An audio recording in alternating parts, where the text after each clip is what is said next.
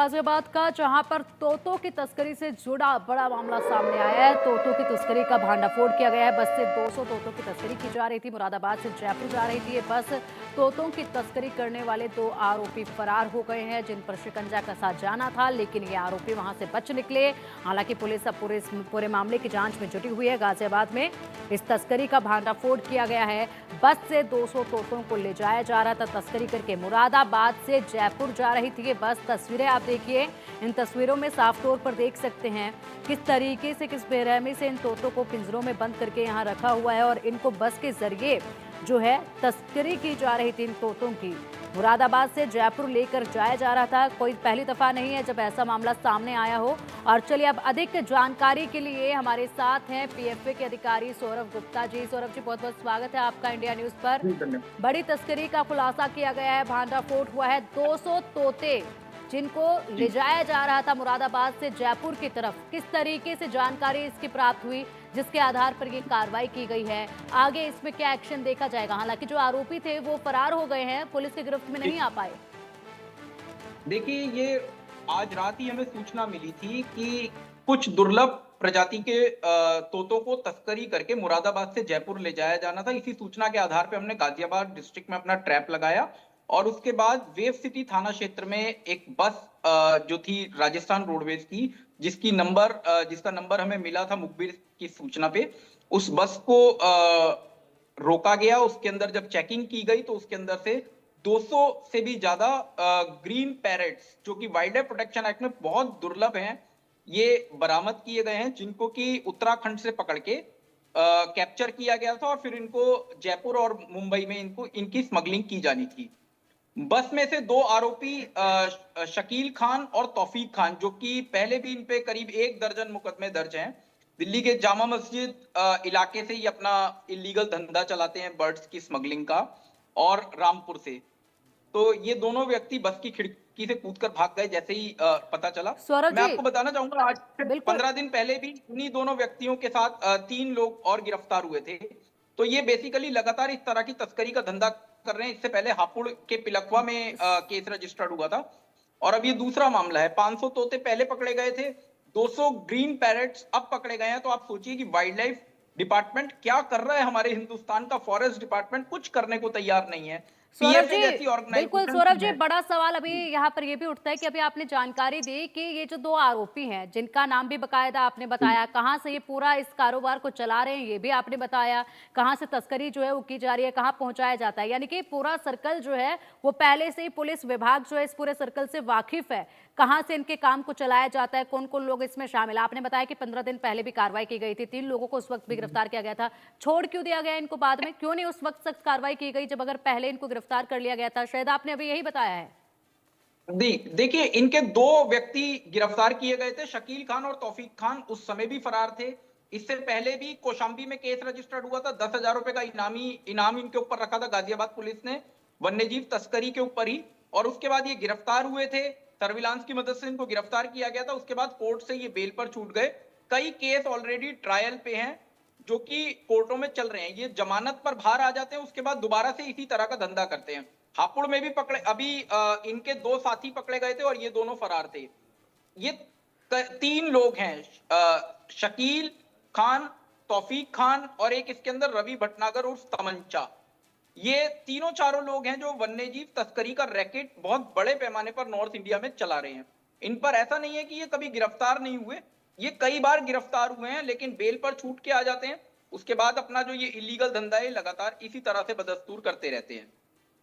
बिल्कुल। और जी। ये जिस तरीके से आपने जानकारी दी है कि पहले भी इनको गिरफ्तार किया गया, जमानत पर ये छूट गए, उसके बाद दोबारा उन्होंने बाहर आते के साथ ये कार्रवाई कर दी और इस तरीके से एक बार फिर से अपने इस रैकेट को चलाना शुरू कर दिया। बड़ा सवाल ये उठता है कि यहाँ पर कितनी भी बार इस तस्करी को रोकने की कोशिश की जाए, इसका मतलब तो साफ है कि ये जो तस्कर हैं इन लोगों ने पुलिस को बहुत ही मामूली समझ लिया है। पुलिस की कार्रवाई पर इन्हें पूरा संदेह है कि कुछ होने वाला नहीं है, जेल में जाएंगे, जमानत पर बाहर आ जाएंगे, उसके बाद फिर से अपने इस काम में जुट जाएंगे। तो जब तक पुलिस इस पर बड़ा एक्शन नहीं लेगी तब तक कैसे आगे बात देखिए, बढ़ेगी? एक चीज मैं इसमें यहाँ क्या? पर एक बहुत जी, गंभीर चीज मैं यहाँ पर उठाना चाहूंगा।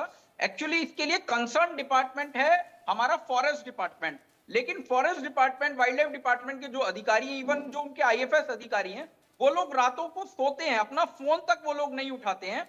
इवन देखिए, ये काम कंसर्न डिपार्टमेंट, ये काम पुलिस का बाद में है, ये काम सबसे पहले फॉरेस्ट और वाइल्ड लाइफ डिपार्टमेंट का है, लेकिन वाइल्ड लाइफ डिपार्टमेंट कुछ नहीं कर रहा, बिल्कुल निष्क्रिय है इनके अधिकारी। ये लोग, इनको कोई मतलब नहीं है वन्य जीव तस्करी से, ना इनका कोई नेटवर्क है, ना इन्होंने कभी पकड़ा है, ना इन लोगों को कभी कोई जानकारी होती है। खुलेआम मार्केटें लग रही हैं, पक्षी बिकते हैं, जहां पर पीएफए जैसी ऑर्गेनाइजेशन ही क्रिएट करती है। आप देखेंगे पिछले कुछ सालों का अगर आप रिकॉर्ड उठाएंगे तो जितने भी वाइल्ड लाइफ के केसेस रजिस्टर्ड हुए, चाहे नोएडा का स्नेक वेनम केस हो या कोई और केस हो, सभी में पीएफए ने ही रेड करी है पुलिस के साथ, और उसके बाद पुलिस और पीएफए द्वारा केस रजिस्टर्ड कराया गया। फॉरेस्ट डिपार्टमेंट कभी सामने नहीं आता। तो मैं, देखिए, ये आज इस मामले में हम लोग आज चीफ सेक्रेटरी को भी लिखेंगे कि इस पूरे मामले में जो ये वन विभाग है, खास तौर पे मुरादाबाद और मेरठ रेंज का, ये वन विभाग पूरी तरह से सक्रिय भूमिका निभाए, ताकि इन जैसे जो तस्कर हैं, जो कि रेगुलर तस्कर हैं, हीनियस क्राइम्स के अंदर इन्वॉल्व हैं, वन्यजीव तस्करी के अंदर इन्वॉल्व हैं, इन पर लगाम लगाई जा सके। बिल्कुल सौरभ जी, जिस तरीके से आपने बताया मेरठ और मुरादाबाद का जो वन विभाग है वो पूरी तरह से जाहिर सी बात है सवालों के घेरे में है, क्योंकि अभी महज 15 दिन पहले की आप घटना बता रहे हो, और अब जो ये तोते 200 की तादाद है इनकी, ये यहाँ मुरादाबाद से ही जयपुर लेकर जाए जा रहे थे। तो मुरादाबाद के जंगलों से ही इन्हें पकड़ा गया, किस तरीके से जंगलों में पहुंचते हैं, कहाँ से इन्हें पकड़ते हैं, ये पूरी तरीके से जो प्रक्रिया है जरा ये भी समझाइएगा। आप ये देखेंगे कि पकड़ा जाना जो है, ये मुरादाबाद रामपुर के जंगल, जो कि जिम कॉर्बेट नेशनल पार्क के आसपास के जंगलों से और ये पहाड़ों से लगते हुए जंगल हैं, यहां पर पकड़े जाते हैं। यहां पर इनके गोदाम बने हुए हैं, उन गोदामों से लगातार तस्करी होती है। दिल्ली के जामा मस्जिद, जयपुर के पक्षी मार्केट, मुंबई की क्रॉफर्ड मार्केट, हैदराबाद का चिड़िया बाजार, यहां पर इस तरह से इनको स्मगल किया जाता है। बेसिकली जो मुरादाबाद, रामपुर, मेरठ की जो फॉरेस्ट रेंज है, यहाँ पर ये जितने भी एरिया हैं, ये उत्तराखंड के फॉरेस्ट और पहाड़ी एरिया से लग रहे हैं। यहाँ से ये लोग पक्षियों को पकड़ते हैं, उसके बाद मुरादाबाद, रामपुर, मेरठ, यहाँ पर इन्होंने गोदाम बना रखे हैं पक्षियों को कैद करने के, और उन गोदामों में लाकर उनको इकट्ठा किया जाता है, और उसके बाद रोडवेज की बसों से और इस तरह के वाहनों से जिन पर किसी को शक ना हो, उनसे कंडक्टरों की मिली भगत से, कंडक्टर ड्राइवरों की मिली भगत से उन पक्षियों को अलग अलग राज्यों में, अलग अलग शहरों में तस्करी करके पहुंचा दिया जाता है।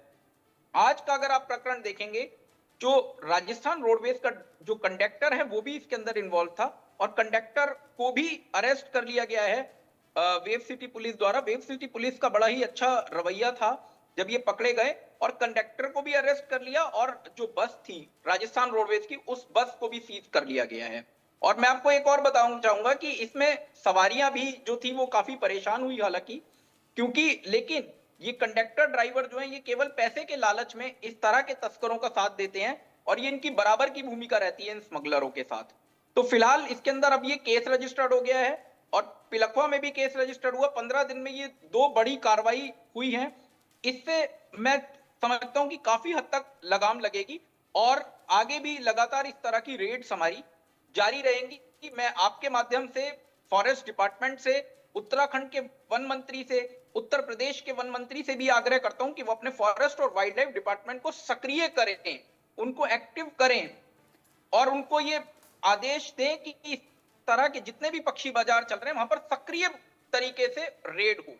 बिल्कुल डेली सौरभ जी, बेसिस पर वहां पर छापेमारी की कार्रवाई हो, तभी रोक लग पाएगी। बिल्कुल सौरभ, यहाँ पर एक बड़ा सवाल ये भी उठता है कि देखिए जिस तरीके से आपने बताया कि पीएफए के अधिकारियों द्वारा यहाँ पर रेड की गई, उसके बाद इन तोतों को वहां से बरामद किया गया है, भांडाफोड़ किया गया है कि यहाँ से तस्करी हो रही थी, पुलिस को सूचना दी गई, पुलिस ने इस पूरे मामले में तत्परता से कार्रवाई की, और पूरा सहयोग जो है वो किया गया पुलिस की तरफ से, और मिलकर ये कार्रवाई को अंजाम दिया गया। लेकिन बड़ा सवाल यहाँ पर यह भी उठता है कि लगातार ये इस तरीके की तस्करी की खबरें सामने आ रही हैं, भांडाफोड़ इनका हो रहा है, लेकिन क्यों नहीं वन विभाग इस पर कोई एक्शन ले रहा है? क्या आप लोगों ने वन विभाग के अधिकारियों से बातचीत करने की कोशिश करी इस मामले में? क्या उनका कहना है, क्या कोई बयान उनका सामने आया इसमें? मैं अभी भी वेव सिटी थाने में ही हूं, रात से ही ये कार्रवाई चल रही है, और वन विभाग के भी सभी अधिकारी, रेंज ऑफिसर से लेकर सभी अधिकारी अब जाकर यहां पर पहुंचे हैं।